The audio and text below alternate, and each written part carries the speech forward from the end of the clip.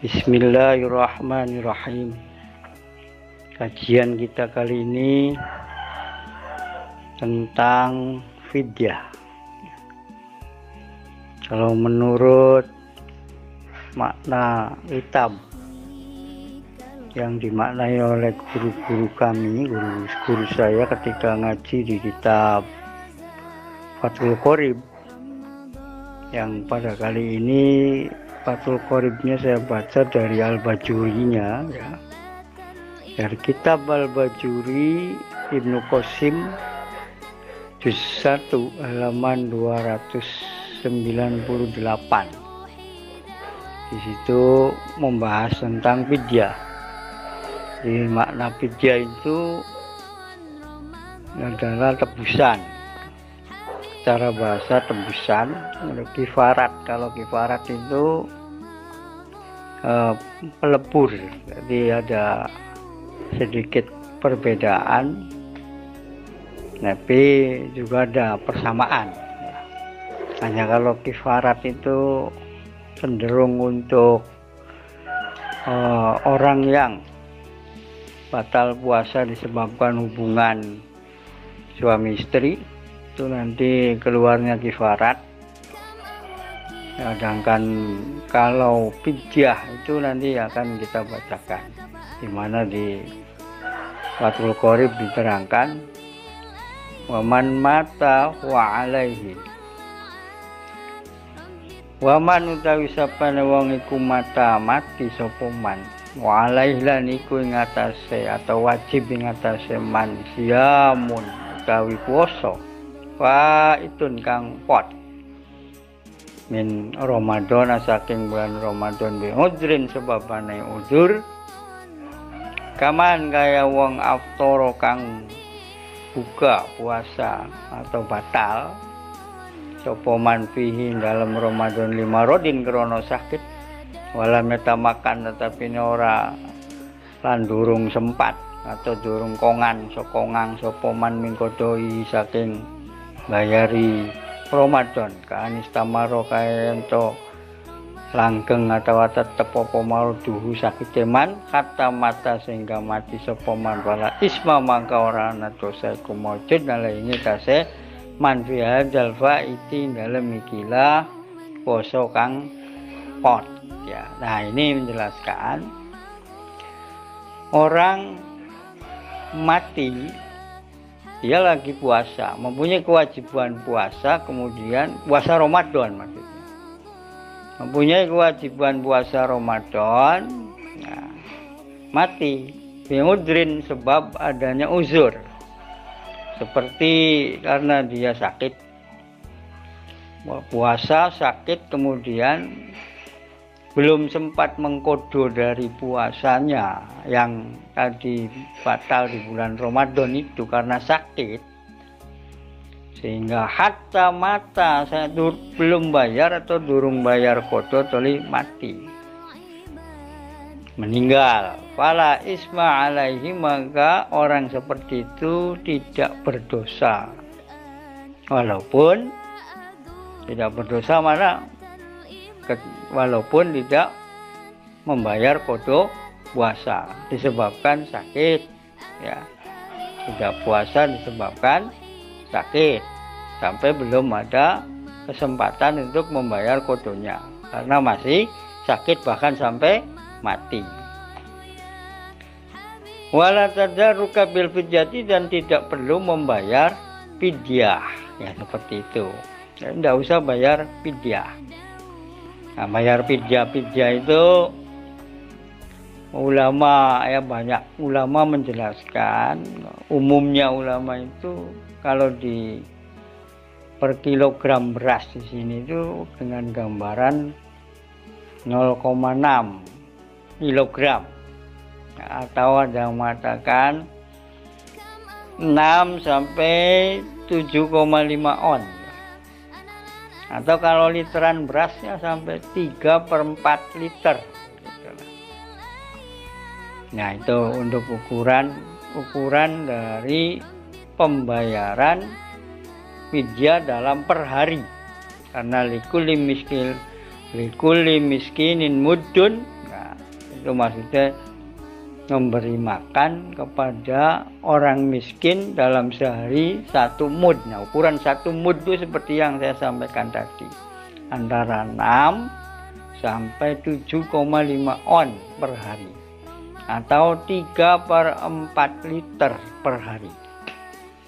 Nah, itulah sebab di dalam Al-Quran juga dikatakan wa 'alal ladzina yutiqunahu fidyatun ta'amu miskin. Wa 'alal ladzina yutiqunahu fidyatun ta'amu miskin. Dalam surat Al-Baqarah ayat 184. Jadi kanggo wong-wong kang ora kuat melakukan puasa, ya diwajibkan untuk membayar fidyah. Fidyahnya ta'amu miskin, memberi makan orang miskin. Nah, hadis juga ada. Itu tadi surat Al-Baqarah ayat 184. Hadisnya ata rajulun nabi faqalat halaktu waqa'tu ala ahli fi Ramadan. Nah, ini menjelaskan ada seorang lelaki datang kepada Kanjeng Nabi, kemudian dia berkata, "Celakaku, Kanjeng Nabi, kita kuwis melakoni hubungan suami istri di bulan Ramadan." Nah, ini menjelaskan nanti ke kekifaran. Ada kata Kanjeng Nabi, ya atiku raqabah, merdekakan budak. Laisali beli 2 budak Kanjeng Nabi kula, pasum. Syahra ini puasa, mutatabi'ah ini 2 bulan berturut-turut. La astati'u beli kuat nih Kanjeng Nabi kula. Ya fa'atimu sittina miskinan. Kasih makan sewidak wong miskin, ya. Memberi makan sewidak wong miskin itu untuk kifarat. Kifarat melebur, tidak menebus. Kalau kifarat itu arahnya ke hubungan suami istri di siang hari bulan Ramadan. Kalau fidyah arahnya ya ini yang akan kita bahas, ya. Nah, selanjutnya, jadi dari ayat ini dan hadis ini bahwa fidyah yang dibayarkan itu berupa kutil balad atau makanan pokok dari suatu daerah, seperti beras di Indonesia, ya. Karena pengertian dari to'am, makanan, itam, memberikan makan, gitu. Nah, selanjutnya wa in fata bi ghairi udrin. Tapi kalau orang tadi itu, ya, kita kembali pembahasan orang yang meninggal, ya meninggalkan puasanya.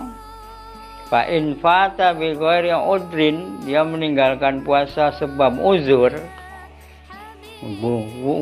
Tadi sudah dibahas, sekarang fa in fata bi ghairi udrin. Ketika dia itu meninggalkan puasa dengan tanpa uzur, wa mata, kemudian dia mati qabla tamakkun, ya. Sebelum ada kesempatan membayar atau mengkodoi puasa ini, dia mati, meninggal, maka ya ut'ima anhu. Nah, ini baru dia dikenai kewajiban untuk membayar fidyah, ya. Fidyah yaitu likulli yaumin muddun, setiap hari itu 1 mud. Tapi kan dianya sudah meninggal dunia, ya, makanya di sini ay akhrajal waliyu anil mayyiti min tirkatihi. Yang mengeluarkan adalah wakilnya, walinya, ahli warisnya, anaknya, siapa saja, atau siapa saja yang mewakilinya atas nama mayit yang meninggal tadi. Mayit itu kan meninggal berarti, ya, atas nama mayit. Bisa saja diambil dari min tirkatihi kalau ada benda warisan yang ditinggal oleh mayitnya tadi, boleh. Likulli yaumin muddun, perhitungannya setiap hari 1 mud, yaitu 6 sampai 7,5 on atau 3/4 liter dari wong Jawa sih. Kang sedina lengko. Kalau mau ukuran yang kita wa warid lun wa sulusun bil Baghdad wa huwa bil kaili nisfu qadah mishrin. Nah, dan seterusnya. Begitu. Wa ma zakarahul musannif wal qaulul jadid wal qadim itu menurut qaul jadid ya. Adapun wal qadim menurut qaul qadim iku la yata'ayyanul it'amu bal yajuzu lil wali aidan ayyasuma anhu. Nah, ini itu bisa bayar fidyah itu menurut qaul jadid. Adapun menurut qaul qadim artinya boleh kita ngambil qaul jadid, boleh qaul qadim boleh. Qaul qadim itu qaul yang lama. Itu la yata'ayyanu al-it'amu. Jadi it'am la yata'ayyanu ora dadi tertentu apa al-it'amu aweh panganan bal yazuzu, tidak menjadi tertentu. Bal yazuzu balik boleh, bahkan boleh saja lil wali aidan ayyasuma anu, tidak harus dengan membayar id'am fidyah beras tadi, boleh saja digantinya dengan ayyasuma anhu, puasa atas nama ahli mayit juga boleh. Ya, tidak harus fidyah ya, tapi membayar kodo puasa orang yang meninggal dunia juga boleh dengan qaul qadim. Tuh, qaul qadim dasarnya dari mana qaul qadimnya? Ya dari hadis rawahu Muslim. Di sini menjelaskan ada dua, man mata wa alaihi siyamun soma anhu waliyuhu. Siapa yang mati dan dia masih mempunyai kewajiban puasa, maka boleh walinya puasa atas namanya. Ada lagi hadis ya rawahu Muslim lagi. Qala limra'atin. Qalat, ada seorang wanita qalat lahu, ya datang kepada Rasul, kemudian dia berkata, inna ummi matat, ibu saya meninggal, wa alaiha saumu nazrin, dan beliau ibu saya itu mempunyai utang puasa nazar, apa asumu anha, apa saya harus puasa atas nama ibu saya yang meninggal dunia? Kata Kanjeng Nabi, sumi an ummuki, puasa sira wadon atas nama embok ira. Itu. Jadi boleh ya seorang anak atau siapa wali keluarga untuk mengkodo puasa mayit kang meninggal dunia, tidak harus bayar fidyah menurut qaul qadim. Nah, ini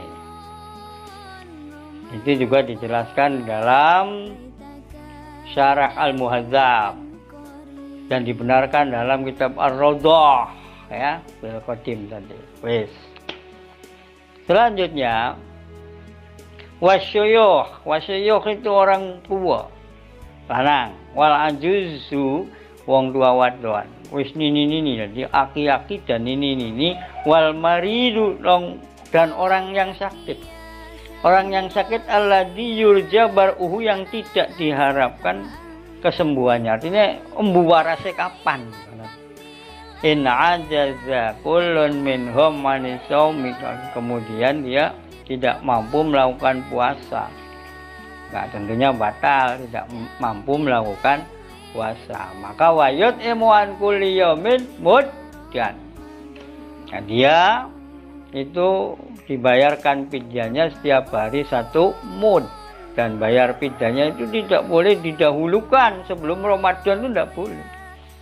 Tapi ya, harus wayajuju pada fajri kulli yamin, boleh membayarkannya itu setiap hari, tapi setelah hari yang tidak dipuasai terlewat. hari kemarin dibayar sekarang, begitu. Hari ini dibayar besok, begitu mereka. Wal hamil wal murdi'u. Nah, ini kemudian juga yang berkaitan dengan bayar fidyah. Orang hamil itu pasti perempuan, ya. Wal murdi'u, dan menyusui juga pasti perempuan, nggak ada laki-laki menyusui, itu nggak ada ya. Laki-laki hamil juga nggak ada. Ada laki-laki hamil nggak pernah lahir, ya ada. Wal hamil wal murdi', ada orang hamil menyusui kemudian inqafata ala pusima, keduanya itu khawatir di dalam puasanya ketika sedang hamil atau sedang menyusui, dia mengkhawatirkan dirinya, awaknya dewek dikhawatirkan, diroron watir bahaya.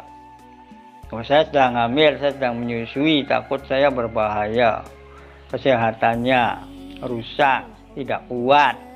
Diroron yalhaquhuma bisaum kadoril marid, maka aftorota boleh batal atau tidak puasa. Tetapi, nah yang begini nih, wajib alaihimal qada, dia wajib membayar qada.